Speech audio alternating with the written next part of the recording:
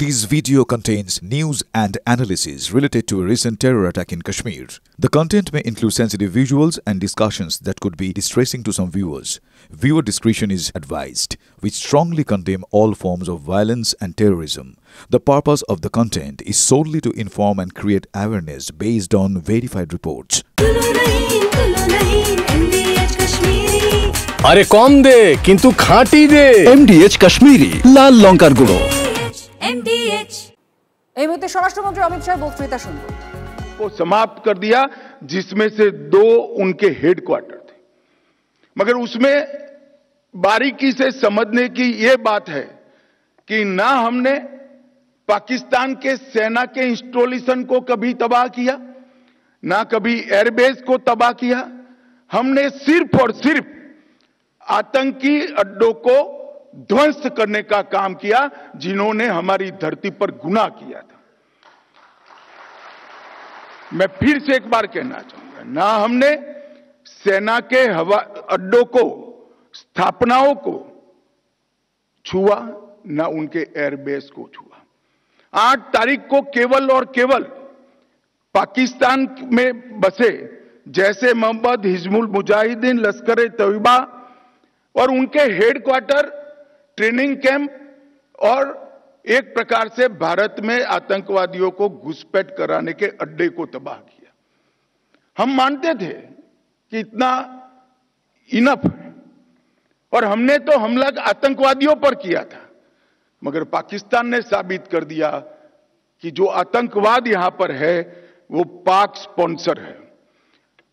आतंकवादियों पर किए गए हमले को पाकिस्तान ने अपने पर किए गए हमले में मानकर 8 तारीख के बाद हमारे देश के सिविलियन सान, हमारे सेना के संस्थानों पर हमला करने का साहस किया, दुस्साहस किया। हमारी एयर डिफेंस सिस्टम बहुत अद्भुत थी, कुछ बिगाड़ नहीं पाए। और जब पाकिस्तान की सेना ने हमारे सिविलियन स्थानों और हमारे सेना के स्थानों पर हमला किया, इसका प्रयास किया, 9 तारीख को भारतीय सेना ने उनके एयरबेस पर हमला कर एक प्रखर और कठोर जवाब देकर उनकी मारक क्षमता, हमारी मारक क्षमता का परिचय कराया और उनकी एयर डिफेंस सिस्टम को भी खोखला साबित करने का काम किया। और यहां पर भी हमने कहीं पर भी पाकिस्तान के सिविलियन स्थानों पर हमला नहीं किया था। ऑपरेशन सिंदूर और उसके बाद की घटनाओं के कारण आज पाकिस्तान पूर्णतः एक्सपोज हो चुका है कि भारत में जो टेररिज्म है वो पाक स्पॉन्सर है। पाकिस्तान के द्वारा स्पॉन्सर टेररिज्म भारत के अंदर हो रहा है, क्योंकि जब पाकिस्तान के टेरर के अड्डों पर हमला किया, जवाब पाकिस्तान की सेना ने दिया। जो उनके आतंकवादी आका मारे गए, उनका जब नमाजे जनाजा जब हो रहा था, पूरी दुनिया ने देखा, पाक सेना के आला अफसर इनके कॉफिन को कंधा भी दे रहे थे और वहां नमाज पढ़ने के लिए उपस्थित भी थे। एक प्रकार से अब तक पाकिस्तान जो डिनाई कर रहा था, वो आज दुनिया के सामने ऑपरेशन सिंदूर के बाद पूर्णतया एक्सपोज हो चुका है कि भारत में टेररिज्म पाक स्पॉन्सर टेररिज्म है। इसमें अब दुनिया में किसी को शंका नहीं रही है। और मैं फिर से एक बार कहना चाहता हूं कि ऑपरेशन सिंदूर अपनी भूमि पर हुए टेरर हमलों के जवाब के इतिहास में सबसे सटीक और सभी उद्देश्यों को पूर्ति करने वाला ऑपरेशन था। और इस सटीक ऑपरेशन का न केवल भारत, पूरी दुनिया के एक्सपर्ट्स भूरी भूरी प्रशंसा कर रहे हैं और हमारे सेना के जवानों की भी प्रशंसा, इनकी वीरता की प्रशंसा, इनकी मारक क्षमता की प्रशंसा और साथ में सेना के संयम की भी प्रशंसा हो रही है कि हमने केवल आतंकी अड्डों और उनके एयरबेस को ही टारगेट किया। मित्रों, 100 किलोमीटर अंदर घुसकर पहली बार हमारी सेना ने पाकिस्तान को जमीन दिखाने का पराक्रम किया है। पूरा देश सेना के जवानों पर नाज करता है, हमारे बीएसएफ के सीमा प्रहरियों पर नाज करता है। ये जब घटनाक्रम चल रहा था तब, क्योंकि युद्ध घोषित नहीं हुआ था, बीएसएफ ने भी बॉर्डर नहीं छोड़ी थी, बीएसएफ भी मोर्चे पर थी। जब उस ओर से गोलाबारी हो रही थी, सेल चल रहे थे, गोलियां चल रही थी, बीएसएफ के जवानों ने भी 1 इंच भी पीछे हटे बगैर उनके गोली का जवाब गोले से देने का काम किया और उनको ये बता दिया कि बीएसएफ 24 घंटा 365 दिन तैनात है और जब तक बीएसएफ है पाकिस्तान की सेना 1 इंच भी आगे नहीं बढ़ सकती है। मैं ये सभी सीमा प्रहरियों को भी बहुत बहुत बधाई देना चाहता हूं। मित्रों, इस ऑपरेशन सिंदूर ने आत्मनिर्भर भारत की डिफेंस प्रोडक्शन में जो स्थिति है उसको भी बहुत अच्छे तरीके से आज हमने इसकी सफलता देखी है और मैं मानता हूं कि आने वाले दिनों में मोदी जी के नेतृत्व में ये अभियान और चलेगा और हम आत्मनिर्भरता की ओर आगे बढ़ते चलेंगे। ऑपरेशन सिंदूर में बीएसएफ के मोहम्मद इम्तियाज अहमद और दीपक चिंगाखम ने मातृभूमि की रक्षा करते हुए सर्वोच्च बलिदान दिया। सेना के भी जवानों का बलिदान हुआ है। ये सभी को आज के इस कार्यक्रम के माध्यम से मैं मनपूर्वक इनकी वीरता की सराहना भी करता हूं और उनके परिवारों को बताना चाहता हूं कि आपने आपके परिवार का स्वजन जरूर खोया है, परंतु इसका नाम इस देश की आजादी की रक्षा के, इस देश के सार्वभौमत्व की रक्षा के इतिहास में स्वर्णिम अक्षरों से हमेशा हमेशा के लिए अंकित होगा। इस हम सब के लिए गर्व का विषय है।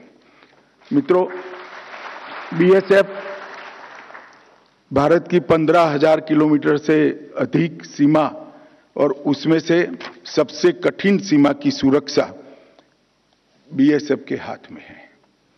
कई प्रकार की विषम भौगोलिक परिस्थितियां बीएसएफ के लिए चैलेंज बनी हुई हैं, मगर मुझे आनंद है कि बीएसएफ ने विगत 5 साल के अंदर ढेर सारे तकनीकी समाधान ढूंढने का प्रयास किया है।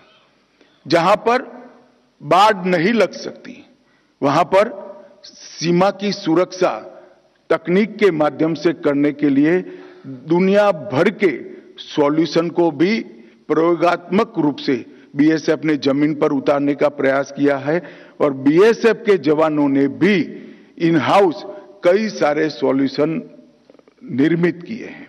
अभी 2 महीना पहले ही मैं और हमारे गृह सचिव जम्मू गए थे। ढेर सारे सॉल्यूशंस के एक्सपेरिमेंट को स्थान पर देखा है और अब आने वाले दिनों में गृह विभाग ये सारे सॉल्यूशन में से कुछ मॉडल तय कर उसको जमीन पर उतारने वाला है। मुझे पूरा भरोसा है कि जहां पर भौगोलिक विषमता हमारे आड़े बहुत बड़ी अड़चन बनी है, ऐसी सीमा की सुरक्षा के लिए भी बीएसएफ ने ढूंढे हुए तकनीकी समाधान आने वाले दिनों में देश को सुरक्षित करेंगे। और कुछ शब्दों में मैंने ये प्रक्रिया बताई, वो प्रक्रिया बहुत लंबी है, बहुत परिश्रम करने वाली है और सैकड़ों ट्रायल लेकर एरर को खत्म कर एक संपूर्ण प्रणाली बनाने की ये प्रक्रिया अपनाई है। मैं आज इसलिए कह रहा हूं कि देश के नागरिकों को भी मालूम पड़ना चाहिए कि जहां नाले बस रहे हैं, नाले बह रहे हैं, जहां पर घना जंगल है, पहाड़ों की चोटियां हैं, जहां पत्थर है, ऐसी जगह पे जहां बाढ़ नहीं लग सकती, इसकी सुरक्षा के लिए भी बीएसएफ के जवान कटिबद्ध है और सतत पुरुषार्थ कर इसके तकनीकी समाधान ढूंढे हैं। बीएसएफ ने 1 दिसंबर 1965 से लेकर आज तक जो बीएसएफ का विकास हुआ है, लगभग 2,75,000 की नफरी के साथ थल, जल और वायु तीनों प्रकार के सुरक्षा के दस्ते बनाकर बीएसएफ आज दुनिया के सभी सीमा सुरक्षा बलों में सर्वोच्च स्थान पर खड़ा है, इसमें किसी को कोई शंका नहीं है। बीएसएफ आज अपनी भूमिका बहुत अच्छे तरह से निभा रही है और देश ने भी बीएसएफ के जवानों को हमेशा उनके पराक्रम को, उनके बलिदान को नवाजने में कोई कमी नहीं छोड़ी। एक पद्म विभूषण, 2 पद्म विभूषण भूषण, 7 पद्मश्री, 1 महावीर चक्र, 6 कीर्ति चक्र, 13 वीर चक्र, 13 शौर्य चक्र, 56 सेना मेडल और 1246 वीरता के लिए पुलिस पदक बीएसएफ के जवानों को मिले हैं। वो ही बताता है कि एक बल इतने सारे पदक पर जब अधिकार करता है और सभी प्रकार के पदक पर अधिकार करता है तो उनकी निष्ठा कितनी अद्भुत होगी। बीएसएफ ने लगभग 1,10,000 किलोग्राम ड्रग को भी ये 5 साल में पकड़कर नारकोटिक्स के खिलाफ की लड़ाई को भी मजबूत किया है और एक प्रकार से नक्सली अभियान में भी 78 से ज्यादा नक्सलियों को ये 5 साल में खत्म कर बीएसएफ ने बहुत बड़े नक्सल विरोधी अभियानों को भी अंजाम दिया है। काउंटर ड्रोन के लिए भी बीएसएफ ने कई सारी तकनीक, जो छोटे ड्रोन हैं जो स्मगलिंग के काम करते हैं, उनको रोकने के लिए, उनको गिराने के लिए, उनको जैम करने के लिए कई सारी तकनीक भी उन्होंने बनाई है और आने वाले दिनों में जो कुछ भी जरूरियातें होगी बीएसएफ के माध्यम से सीमा की सुरक्षा करने के लिए, इसके लिए हमारा गृह मंत्रालय कटिबद्ध है। मित्रों, आज दिन है हमारे बीएसएफ के जवानों की वीरता को पुरस्कृत करने का, हमारे बीएसएफ के बलिदानी जवानों को श्रद्धांजलि देने का और उनके साथ मजबूती के साथ खड़ा रहने का।